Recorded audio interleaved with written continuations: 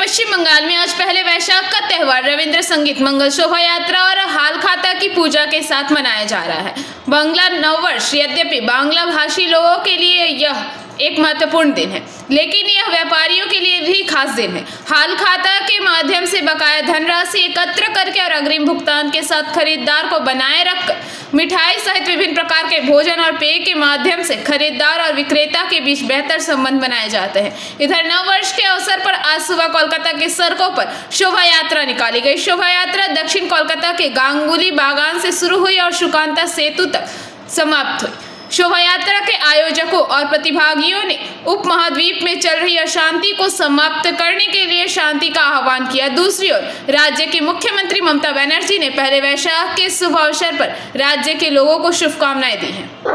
नतून बछरेर गोटा उपमहादेश जुड़े जे टेंशन चलছে সাম্প্রদায়িকতা চলছে তার বিরুদ্ধে মিলনের কথা মঙ্গল শোভাযাত্রা সম্প্রীতির কথা আর তো কিছু নেই।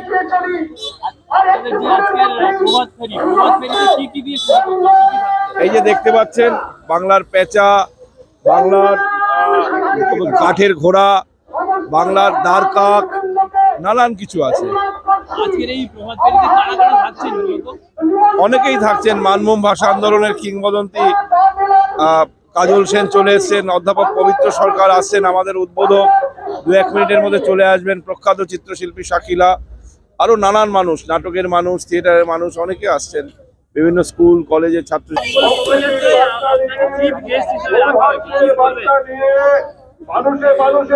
আমার তো এখানে এসে খুব ভালো লাগছে। এখানে সকলের সঙ্গে আলোচনা করে কি বলবো, খুব ভালো লাগছে।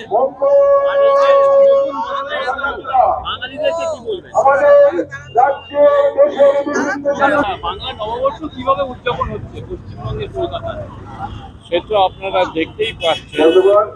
আগে এটা ছিল পারিবারিক অনুষ্ঠান আর দোকানদারদের অনুষ্ঠান ছিল, মূলত হিন্দু দোকানদারদের, কিন্তু এখন এটা একটা সামাজিক সাংস্কৃতিক অনুষ্ঠান। এই মঙ্গল শোভাযাত্রা, এর আগেও প্রভাত ফেরি বলে একটা ব্যাপার ছিল, সেটা হচ্ছে। এই মঙ্গল শোভাযাত্রা হচ্ছে পশ্চিমবাংলার নানা জায়গায় হচ্ছে, বাংলাদেশে আগে হয়েছে, এই যে বাড়ছে ক্রমশ। Bureau report PVTV news. नियमित अपडेट एवं दुनिया भर की ताज़ा खबरों के लिए हमारे फेसबुक पेज को फॉलो एवं यूट्यूब चैनल को सब्सक्राइब करें।